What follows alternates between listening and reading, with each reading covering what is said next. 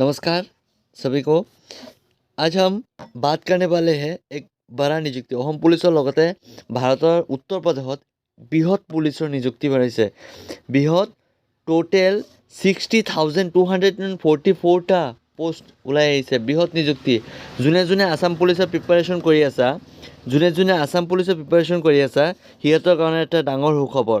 কাৰণ 60,244টা কনষ্টেবলৰ পোষ্ট ওলাইছে উত্তৰ প্ৰদেশত। যোনে যোনে অসমৰ বাহিৰত চাকৰি কৰিব বিচাৰি আছা সিহঁতৰ কাৰণে এটা ডাঙৰ সুখবৰ। UP police constable recruitment 2024 notification out for 60,244 constable post. যোনে যোনে পুলিচৰ চাকৰি কৰিব বিচাৰি আছে অসমৰ বাহিৰত সিহঁতৰ কাৰণে এটা ডাঙৰ সুখবৰ। আৰু লগতে এইবোৰো জানিব লাগিব যে এই ৰিক্ৰুটমেণ্টটো অনলি খালি উত্তৰ প্ৰদেশতে এভেইলেবল নহয়, অসমৰ ভাৰতৰ যিকোনো ৰাজ্যৰ পৰা মানুহে এপ্লাই কৰি দিব পাৰিব। টোটেল ভেকেঞ্চি ওলাইছে 60,244। অৰ্গেনাইজেশ্যন নেমটোৰ নাম কি আছিলে? অৰ্গেনাইজেশ্যন নেমটোৰ নাম আছিলে উত্তৰ প্ৰদেশ পুলিচ ডিপাৰ্টমেণ্ট। ঠিক আছে। আৰু এপ্লাইৰ লাষ্ট ডেটটো কিমান? এপ্লাইৰ লাষ্ট ডেট হৈছে 16 জানুৱাৰী 2024। জানুৱাৰী 16 তাৰিখলৈকে মাত্ৰ সীমিত আছে। ঠিক আছে। ভেকেঞ্চি ওলাইছে 60,244।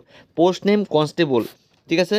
জব লোকেশ্যন অল ইণ্ডিয়া, তোমাৰ ইণ্ডিয়াৰ সকলো মানুহে কৰিব পাৰিব, একো প্ৰব্লেম নাই। প্লাছ চেলাৰী কিমান কৈছে? 30,000 পৰা 40,000লৈকে। চেলাৰী কিমান কৈছে? 30,000ৰ পৰা টোটেল 40,000লৈকে। আৰু কি কি দিছে ভেকেঞ্চি ডিটেইলছবোৰ আমি জানিব লাগিব। যে টোটেল পোষ্টৰ কথা কৈছে 60,244। ইউআৰ যিবোৰ আছে কেটেগৰী যিবোৰ আছে আমাৰ জাতি ৱাইজ, ইউআৰৰ 24,100টা, OBCৰ 16,264টা, STৰ 12,004টা, তাৰপিছত SCৰ আছে 12,650টা, EWSৰ 6,024, টোটেল 60,000 প্লাছ জেনেৰেলো কৰিব পাৰিব। আৰু এজৰ কথা কি কৈছে? এজটো মাষ্ট বি ইম্পৰ্টেণ্ট। এজটো হৈছে 18 ইয়াৰ্ছৰ পৰা নট মোৰ দেন 22। 22 বছৰৰ ওপৰত হ'ব নোৱাৰিব। 22 বছৰৰ ওপৰত হ'ব নোৱাৰিব আৰু 18 বছৰৰ তলত হ'ব নোৱাৰিব। ঠিক আছে। চ' 18ৰ পৰা 22লৈকে যিবোৰ বয়স আছে সিহঁতৰ কাৰণে ডাঙৰ সুখবৰ। OBCৰ কাৰণে 25 বছৰ পাৰিব আৰু STৰ কাৰণে 27 বছৰলৈকে আপ হ'ব পাৰিব আৰু SCৰ কাৰণে 27লৈকে আপ হ'ব পাৰিব। এডুকেশ্যন কোৱালিফিকেশ্যনটো কি লাগিব সেইটো আমাৰ জানা দৰকাৰ। এডুকেশ্যন 10th পাছ নহয়, মিনিমাম 12 পাছ হ'ব লাগিব।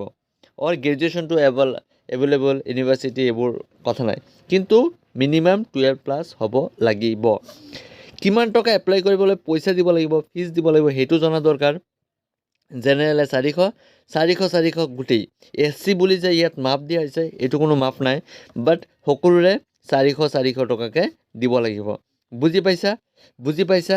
এক্সাম প্ৰচেছটো কেনেকুৱা হ'ব? ৰিটেন এক্সামিনেশ্যন হ'ব, ফিজিকেল ষ্টেণ্ডাৰ্ড হ'ব, মেডিকেল ষ্টেট, ফাইনেল মেৰিট আৰু ডকুমেণ্ট ভেৰিফিকেশ্যন। প্ৰথমে আমাক লিখিত পৰীক্ষা দিব লাগিব, তাৰপিছত ফিজিকেল টেষ্ট হ'ব, তাৰপিছত মেডিকেল টেষ্ট হ'ব, তাৰপিছত ফাইনেল মেৰিট লিষ্ট ওলাই আহিব যে কোন কোন এই তালিকাত অন্তৰ্ভুক্ত আছে। ঠিক আছে। তাৰপিছত ডকুমেণ্ট ভেৰিফিকেশ্যন কৰিব। নেক্সট, ইয়াত এটা ডাঙৰ কুৱেশ্যন মনত ৰাখিবা যে নেগেটিভ মাৰ্ক দিয়া থাকিব। नेगेटिव मार्किंग থাকিব। एग्जाम टाइम থাকিব 1 आवर। नेगेटिव मार्क दिया होगा और एग्जाम टाइम होगा 1 आवर्स की। ठीक है। और सब्जेक्ट कौन सी है? General knowledge, general Hindi, numeric ability, mental ability मतलब রিজনিং। কিমান? 38টা কুৱেশ্যন হ'ব, মানে 2-2কে এটা কুৱেশ্যন মাৰ্কৰ 36, 37, 38, 30 টোটেল 150 মাৰ্কৰ হ'ব। 150 মাৰ্কৰ এটা হ'ব মাৰ্ক পাব 300। ঠিক আছে। এটা 2-2কে, চ' 300 মাৰ্কছ আমাৰ পাব লাগিব। বুজি পাইছা? চ' ইমানখিনি। যদি যোনে এপ্লাই কৰিব বিচাৰে মই লিংকটো এপ্লাই দি দিম। আৰু কেইটামান কথা মনত ৰাখি ৰ'বা যে ফিজিকেল ষ্টেণ্ডাৰ্ডত মেলছ কেণ্ডিডেট আৰু ফিমেল কেণ্ডিডেট দুয়োটাই এপ্লাই কৰিব পাৰিব। হাইট আৰু ৱেইটটো তোমালোকৰ মাষ্ট জনা দৰকাৰ। হাইটটো হ'ব লাগিব 168 চেণ্টিমিটাৰ আৰু 160 চেণ্টিমিটাৰ হৈছে মেল কেণ্ডিডেটৰ। ঠিক আছে। 168 হৈছে হাইট OBC UR আৰু EWSৰ আৰু ST বা SCৰ হৈছে 160 সেণ্টিমিটাৰ টোটেল মিনিমাম 160 সেণ্টিমিটাৰ আৰু 168 সেণ্টিমিটাৰ হ'ব লাগিব চেষ্ট হ'ব লাগিব 69 সেণ্টিমিটাৰ আৰু 77 সেণ্টিমিটাৰ আৰু ফিমেলৰ ক্ষেত্ৰত 152 সেণ্টিমিটাৰ হ'লে হ'ব আৰু SC আৰু ST 147 হ'লে হ'ব ঠিক আছে মই কি ক'ব বিচাৰিছোঁ